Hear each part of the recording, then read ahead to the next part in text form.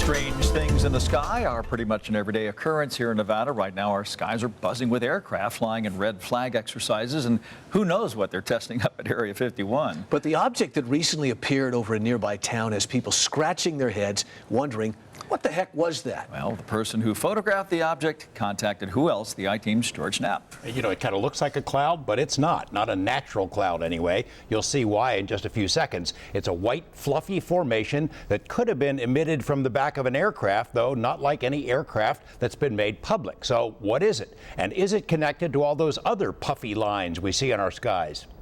Yeah, they were just out over here. Just out here about halfway across the pond. On a clear day back in December, Alamo resident and amateur photographer Malcolm Harris stopped to capture images of ducks sitting in water just off Highway 93. He spotted something else in the sky above the field. It was long puffs of smoke, like it looked like a rope. It kind of like there was a solid rope on the top, and then little puffs of smoke underneath it. And they were quite tight. I'd definitely say it was man-made. You know, it wasn't anything natural. This is what he photographed. Harris, the son of a longtime Las Vegas newsman, ran some calculations based on his lens angle and estimates the odd cloud was about a mile distant and perhaps 500 yards long. But it was dense, like puffs of smoke that had been crammed together. You could see where it began and where it ended, and there was nothing on either end. It was very clean. It stood by itself. There wasn't anything else around it.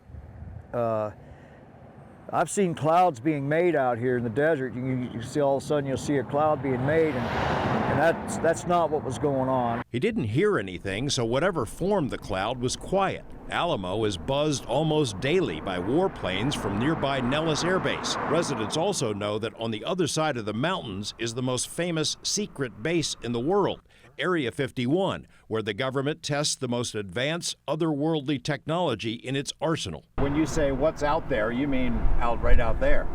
Where? Yeah, right. Yeah. Right.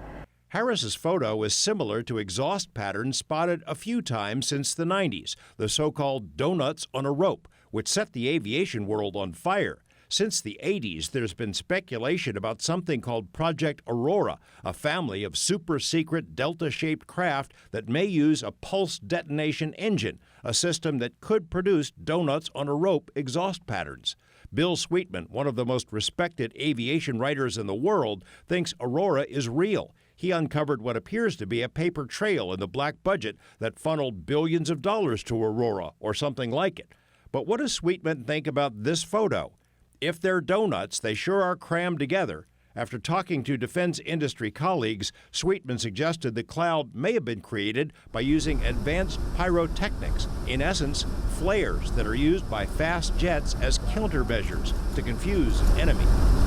But another senior aviation writer and test pilot, Bill Scott, disagrees. Scott told us that flares don't lay horizontally, as this one does. He does not think it's a contrail, more like a plume. But after asking around, Scott and the colleagues he consulted say they have no idea what made it. Best guess, an unknown dispensary of some sort. Mal Harris is likewise skeptical that it was caused by flares. They don't go in a straight line. You could definitely tell that had some sort of propulsion behind it. Cloud-like formations, presumably contrails, are a hot topic online. An entire genre of conspiracy theories has evolved over the past decade or so. The so-called chemtrails. The internet is filled with chemtrail sites which allege that the checkerboard patterns in the skies are part of a global plot to spray something into the atmosphere. AboveTopSecret.com gets up to 4 million visits per month, and its 300,000 members have thoroughly digested the chemtrail storyline. Chemtrails, contrails, chemtrails.